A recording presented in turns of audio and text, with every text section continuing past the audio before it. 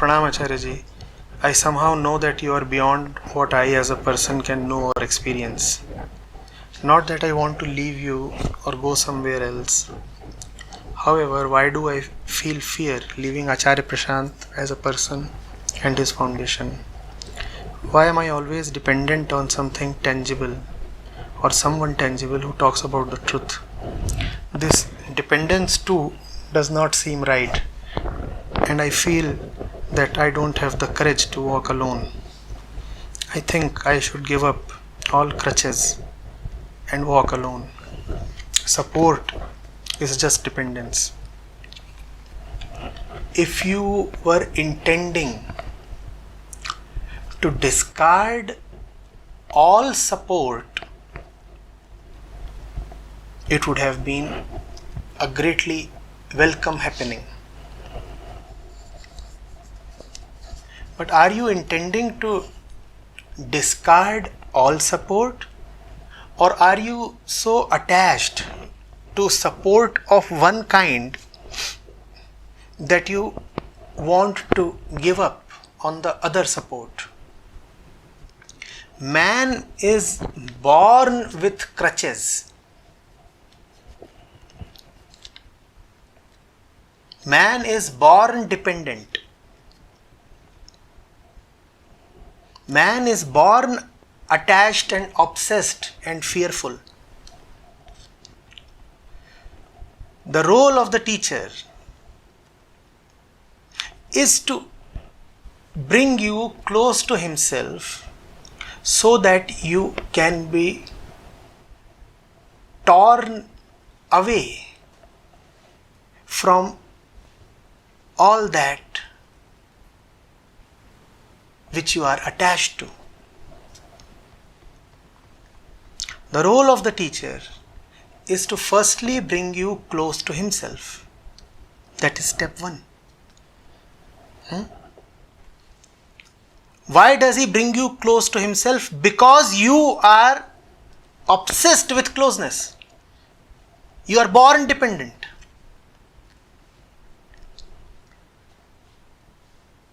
You need someone to be dependent on. If you are not dependent on the Guru, then you would be dependent on the world. If you are not related to the Guru, then you would be related to the world, and you will have so many foolish relationships there.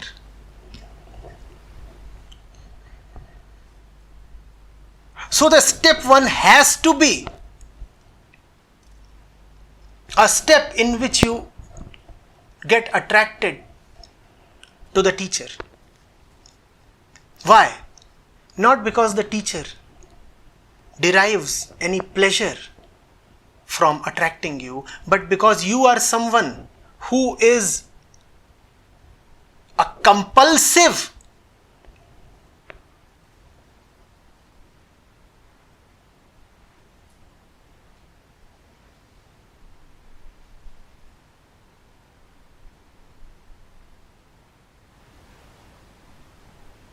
dualist. You cannot exist alone. It is compulsive upon you to seek a support. Somebody else. The other. The dual. So the teacher has no choice.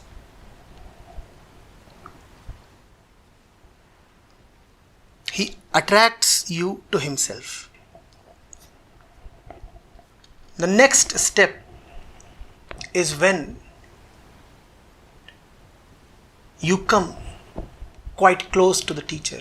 Having come close to the teacher, you start regaining yourself. Now the need to be dependent reduces.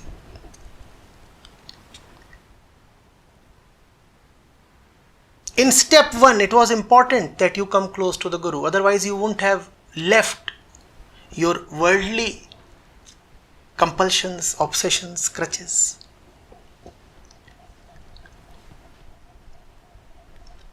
In some sense, the Guru comes as a replacement, as a substitute.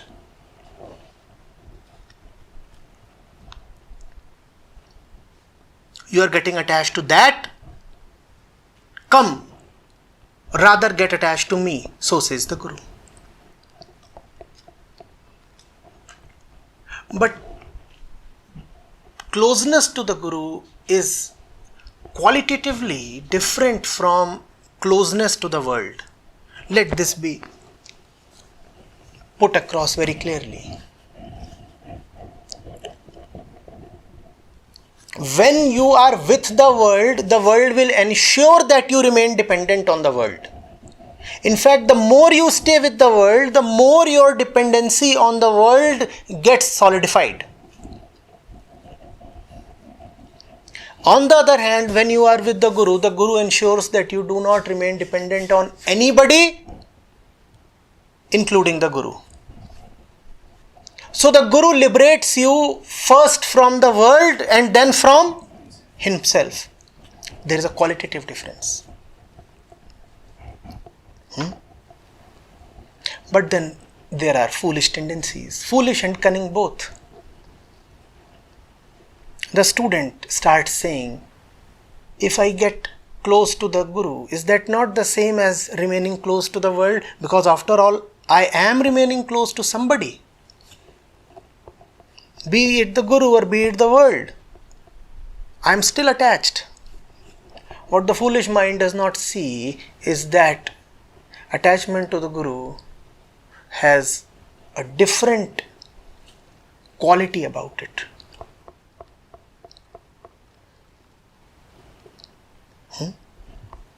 And I said not only stupid but also cunning, because our greedy and fearful tendencies start sensing that when we are coming close to the teacher, then our attachments and fears and stupidities are dropping.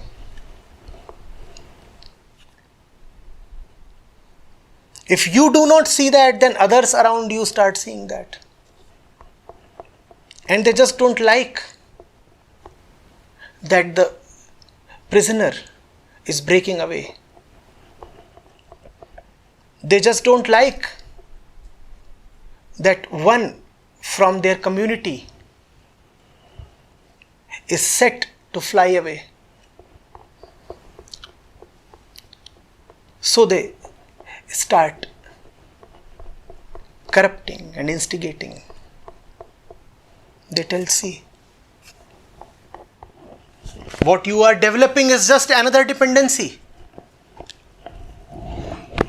If you say that I am attached to cinema, then aren't you attached to Acharya ji's YouTube videos?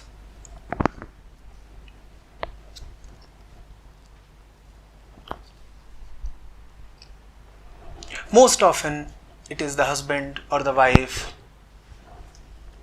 or the father or the mother or the son or the daughter who would come up with such a brilliant argument. What is the difference between you and me? If I am watching movies, aren't you too watching something? It doesn't matter what we are watching. After all, we both are just watching. This argument is the same as saying, if I am eating poison, aren't you too eating fruits? It doesn't matter what we are eating. After all, we both are eating. So we both are same at the level of eating. One has to acknowledge the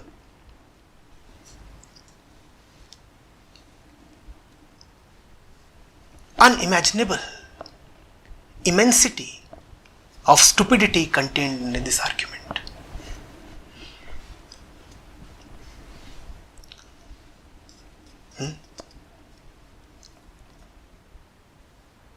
Because you see, as we discussed in the first question today, coming to the Guru walking the way involves taking a stand.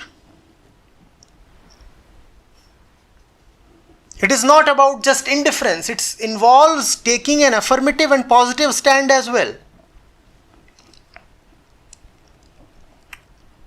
So on the WhatsApp group, if a video is shared where people are shown behaving like a flock of sheep, a herd, in the most stupid way, in the most conditioned and greedy way,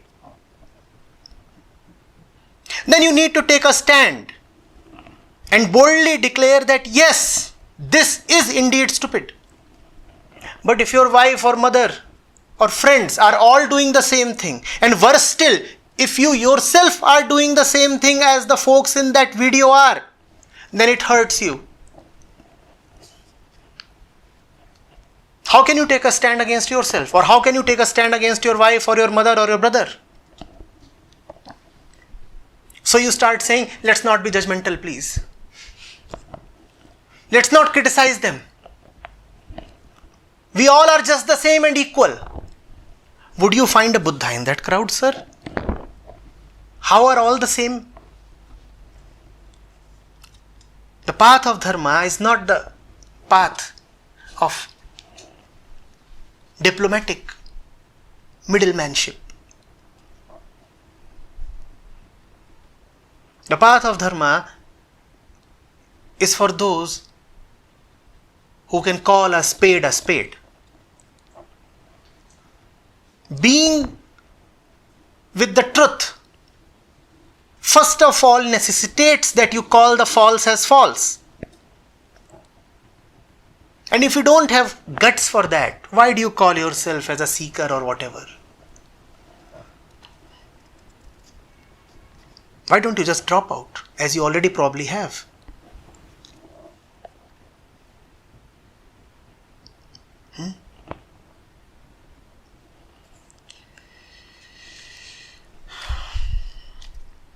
You are saying that if you are not with Acharya Prashant or the foundation, you would walk alone. Would you? No, you would not walk alone. You already have a crowd that is telling you to leave Acharya Prashant. A lot of that crowd is in your mind. Some in those crowd are in your house. The others are at your workplace. You already are in and with a crowd. By leaving Acharya Prashant, you won't be walking alone. In fact, it is that crowd itself which is making you leave Acharya Prashant. But it requires great devotion to the truth, to accept one's falseness. It requires a great devotion to freedom, to accept that one is in deep bondage.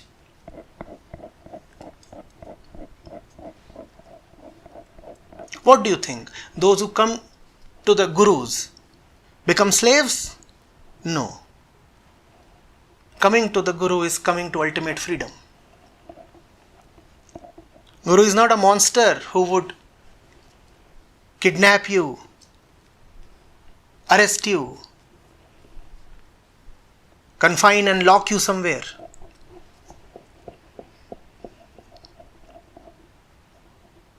Guru is the key to all locks. He opens the prison gate for you. He has no interest in keeping you with him. In fact, a day comes when the Guru pushes you away. Even if you want to stay with the Guru, he says, no more. You are big enough now. Your education is complete. Your time has come. Go away. Go. And if you insist on still staying put, he kicks you away. But here is our wise man saying, being with the Guru is some kind of a bondage. Go away. Those who are not firm of mind, those who have contaminated devotion, anyway have nothing to do with spirituality.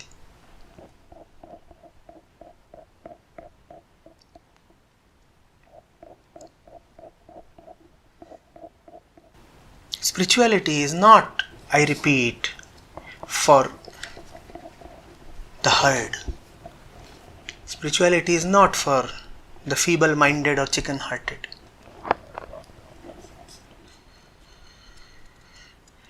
It's an outright war. You need to be very clear which flag you are fighting under.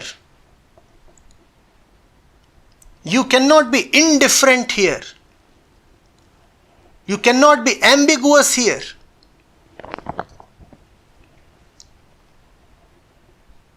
A position needs to be taken.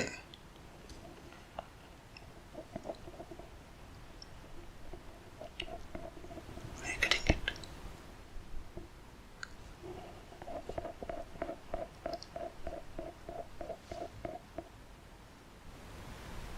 In the name of